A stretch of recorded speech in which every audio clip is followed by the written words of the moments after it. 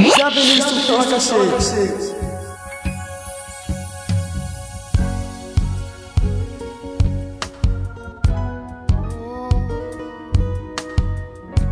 Bonjour téléspectateurs, amoureux des Temps Cachés, votre site innovation, votre site de l'Ukraine, votre site qui vous aimez bien, qui est diffusé partout. Chers téléspectateurs, aujourd'hui, comme je vous ai dit, vous êtes dans les rubriques éco-évangéliques. Éco-évangélique qui est sans doute une émission chrétienne, 100% gospel, qui reçoit des grands hommes de Dieu, des grands hommes de Dieu qui nous parlent de leur carrière, qui nous parlent de leur ministère, et qui nous parle aussi, qui nous entendent diffuser la parole de Dieu. Donc aujourd'hui, j'ai l'honneur à recevoir sur ce plateau, à recevoir un homme, un très grand homme de Dieu, qui va se présenter. Il a son église ici, implantée ici à Odessa, précisément en Ukraine. On va le découvrir et il va nous dire de sa carrière, on aura un petit entretien avec lui. Et il semble que vous ne savez pas dessus. Bonjour pasteur. Bonjour. Comment vous allez pasteur?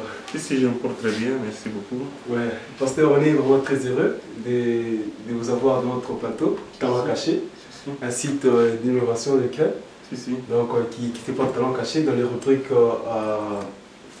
éco-évangéliques, qui est une mission chrétienne, qui parle seulement des grands hommes de Dieu, comme vous.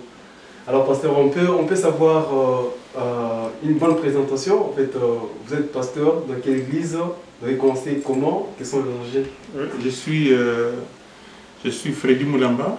Je suis venu ici comme étudiant. Ici, c'était dans la période de l'Union soviétique. Je suis venu d'Ukraine. J'ai terminé mes études dans la faculté. J'ai fait la construction navale et réparation des navires. Je suis ingénieur. On a fait 6 ans d'études ici. Et pendant qu'on étudiait, on allait aussi dans une église évangélique, donc une église charismatique, comme on l'appelle en français. Oui. Et on a j'ai servi dans cette église pendant plus de 5 ou 6 ans. Et puis après, le Seigneur a commencé à nous parler. Il faudrait aussi implanter un ministère ici, ouvrir une église ici. C'est ce qu'on a fait. Et aujourd'hui, je suis pasteur de l'église Hand of God, dans mon français, la main de l'Éternel. Pendant plus de... On a 13 ans. Donc bientôt on va fêter le 13e anniversaire en septembre, en fin septembre. Comment j'ai commencé? Bon, tu sais, quand on sert Dieu, quand on a un fort désir et qu'on fait de l'éternel ses délices, Dieu dit qu'il nous donne ce qu'on désire. Et Dieu a fait des merveilles. On a commencé à évangéliser. D'abord par notre témoignage, pendant plus de 10 ans, je n'étais pas avec ma femme. Ma femme ne pouvait pas venir ici en Ukraine. Malgré que j'étais venu ici, donc l'année suivante, elle devait venir, est venu un frère. Après 2 ans, elle ne pouvait pas encore venir, et notre frère est venu. La 3e année, j'ai un frère et une sœur, alors je me disais, mais pourquoi ça bloque? Alors je me suis dit, la 4e année, j'ai pris un congé académique. Je pensais que les parents étaient contre. Oui. J'ai dit non, je vais aller travailler en France et quand je vais avoir de l'argent, je vais envoyer un ticket. Mais s'il y avait de l'argent, pourquoi? Parce que mes frères venaient. Oui. Quand j'ai travaillé en France, j'ai travaillé pendant plus de 6 ans, j'ai gagné assez de l'argent. Mais chaque fois que j'avais de l'argent, les problèmes venaient. Oui. Et il fallait débourser ces argents-là. Et puis après, la situation n'était pas résolue. Oui. Donc, pendant plusieurs années, je ne pouvais pas atteindre mon but. Et c'est ce qui m'a poussé à chercher le Seigneur. Alors, j'ai commencé à chercher le Seigneur, je suis allé dans une église évangélique. Et après 3 mois, Dieu a fait un miracle. Tous les gens disaient que ta femme ne va pas venir, c'est une fatalité, donc il faut l'accepter. 10 ans, ce n'est pas peu de choses, ce n'est pas 2 mois, ce n'est pas une année, 10 ans. C'est vraiment 3 années. Mais Dieu a fait grâce que après 3 mois, quand j'ai connu le Seigneur, quand j'ai connu le Seigneur, ma femme est venue. Quand je suis revenu ici, je ne voulais pas revenir ici. Je me disais que l'Ukraine, ce n'est pas un pays où je pourrais avoir une prospérité. Pourquoi? Parce que ma femme ne pouvait pas venir. Je n'avais pas terminé les études. J'ai pris un congé académique. Ma femme m'a dit non, on rentre en Ukraine, tu vas terminer les études. Et Dieu nous a unis. Je suis rentré ici. J'ai terminé les études. Et puis après, j'ai commencé à servir dans une église, comme je suis devenu pasteur. Donc, Dieu a commencé dans ma vie. Et je me suis dit que mais si Dieu, pendant 10 ans, il a pu faire ce miracle, c'était impossible.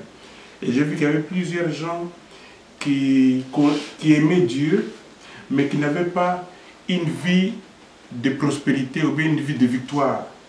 Alors je disais, mais ces gens, ils vont à l'église, ils aiment Dieu. Ces gens-là, ils sont ouverts au grand Dieu que nous connaissons. Mais pourquoi pas, ils n'ont pas une vie victorieuse dans leur vie. Alors il y a plusieurs familles qu'on a connues. L'église que j'ai, c'est une église russe. Ce n'est pas une église africaine, c'est une église russe où les Russes viennent.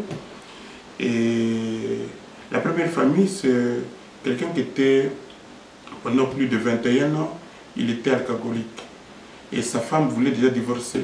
Oui. Chaque fois qu'il avait de l'argent, il déposait de l'argent par-ci par-là, alors il venait sourd à la maison.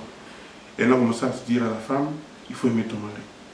Et la femme disait, comment je peux aimer quelqu'un qui chaque fois qu'il a de l'argent, il est ivre et il dépense tout l'argent. Et après, je dois, c'est le père de mes enfants et tout ça, et non, il faut l'aimer. L'amour est au-dessus de toute chose. Et c'est cette personne, et la première personne qui nous a suivis. Et à partir de lui, plusieurs se sont rattachés. C'est comme ça qu'on a pu ouvrir le ministère de l'Église. Et aujourd'hui, les gens viennent, les gens sont heureux. Vous pouvez rentrer dans les sites, vous pouvez voir dans YouTube. Gloire à Dieu. Ouais, franchement, gloire à Dieu, pasteur. Félicitations pour une fois de plus. Ouais, franchement, c'est une très grande église téléspectateur que vous nous suivez en cet instant. Une très grande église de la Main de l'Éternel, implantée ici à Odessa, qui est remplie de beaucoup de gens, beaucoup de nationalités. Alors, pasteur, on veut savoir un peu, c'était pas facile, semble, c'était pas facile. C'était vraiment pas facile. Pourquoi? Parce que, surtout, j'ai reçu l'appel, c'était la dernière année de l'université. Oui. Alors, vous savez, quand j'ai eu cette confirmation que je devais servir l'Éternel, je devais servir Dieu, que je devenais serviteur de Dieu, et j'avais mes études en ingénierie, donc mon cœur était beaucoup plus dans le ministère. Oui.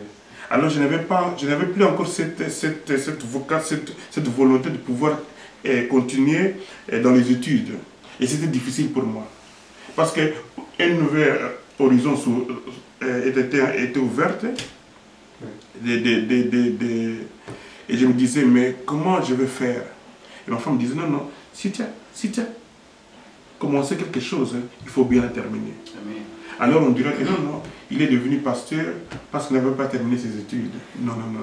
Alors je me suis dit, non, il faudrait que je termine. C'était difficile la dernière année, mais bon, comme on a vu le Seigneur, Dieu donne la sagesse et l'intelligence, on a pu terminer avec excellence et puis après on a continué dans le ministère. Donc je suis beaucoup plus, je suis bien sûr ingénieur, mais je suis beaucoup plus par vocation pasteur, celui qui est serviteur de Dieu.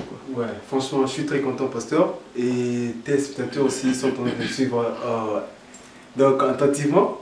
Pasteur, j'ai une question, plusieurs questions, plusieurs préoccupations. J'en profite pour cette priorité qui m'est accordée.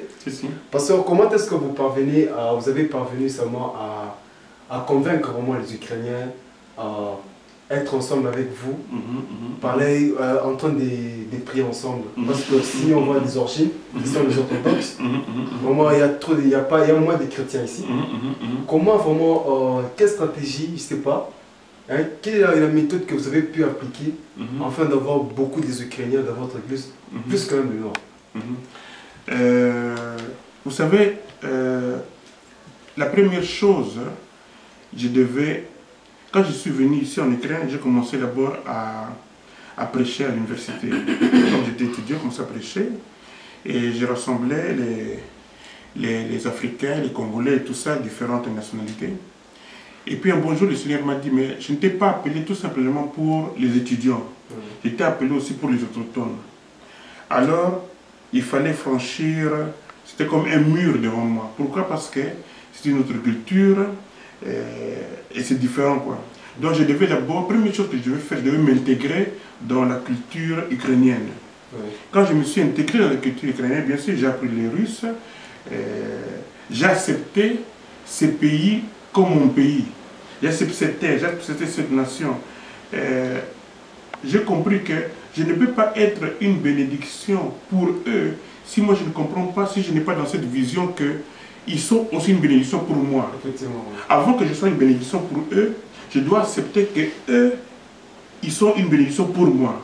Alors je les ai acceptés, j'ai commencé à les côtoyer, j'ai commencé à avoir des amis russes, j'ai commencé à manger leurs plats, je me suis vraiment enraciné dans leur culture. Et vous savez, quand vous avez des amis, on ne voit plus la peau, on voit les relations, on voit l'amour de Dieu, on voit ce que vous faites, on voit les fruits, tu vois, on voit les fruits de l'esprit. Et aujourd'hui même, je me rends compte que je suis noir, qu'on me rappelle que je suis noir. Tu vois? Mais je sais que la nation que je suis, c'est la nation de Christ, nous sommes, je ne sais pas qui je suis, ukrainien, africain, congolais, et c'est que j'apporte Jésus-Christ qui est pour toutes les nations, donc c'est ça quoi. Effectivement, pasteur, en passant, je vous retiens par un mot. Vous avez dit que vous êtes vraiment implanté, savoir s'habituer à leur culture, mais souvent, pour être vraiment les plus grands amis du monde des Ukrainiens, il faut aussi des fois prendre le cognac, dans votre cas, le pival, la bière, je ne sais pas. Ça vous a tenté des fois? Mais c'était une guerre très difficile pour vous. Comment est-ce que vous jugez par rapport à ça? Non, comme déjà à l'église, on avait déjà des prescriptions bien dites, donc les gens savent qu'à l'église, nous ne prenons pas d'alcoolique. Donc la vodka ou bien la bière, donc c'est vraiment, de ce côté-là, on est très strict et les gens s'adaptent. Et pour les personnes, quand quelqu'un vient à l'église, il a besoin que Dieu change sa vie. Et quand Dieu change sa vie, la vodka qui était dans sa vie, c'est comme ça au pays aussi, les gens prennent de la bière, les gens prennent, on a tous aussi tous ces boissons-là de liqueur. Mais quand la vie de quelqu'un est changée, ce n'est pas le liqueur, ce n'est pas le whisky qui a de l'importance, c'est la vie changée, c'est le témoignage qui a beaucoup plus d'importance. C'est Jésus-Christ qui est pleinement dans sa vie, qui a beaucoup d'importance. C'est pour ça que ces gens-là sont comme nous. Donc, de ce côté-là, bon, ils se comportent aussi comme des chrétiens, des nouveaux êtres en Jésus-Christ. Donc, ça va. Donc, il n'y a pas de ce problème-là de... Ils viennent ou bien... Ils demandent que la vodka soit... Non, je connais pas. Ok, effectivement, merci, pasteur. Vous reconnaissez que vous êtes noir. Non, ça, c'est pas un rappel.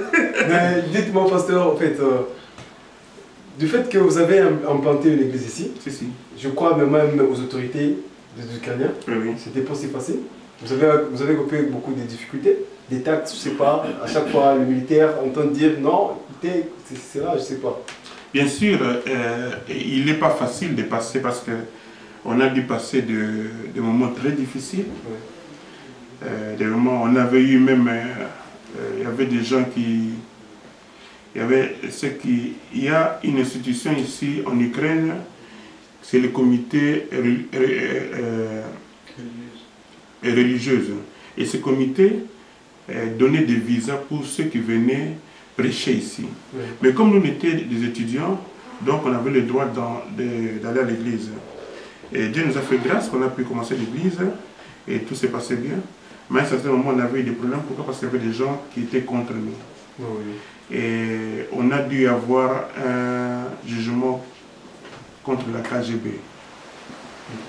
Et bon, c'est pas en 2-3 mots que je pourrais dire ça, mais s'il faudrait résumer ça, Dieu nous a fait grâce.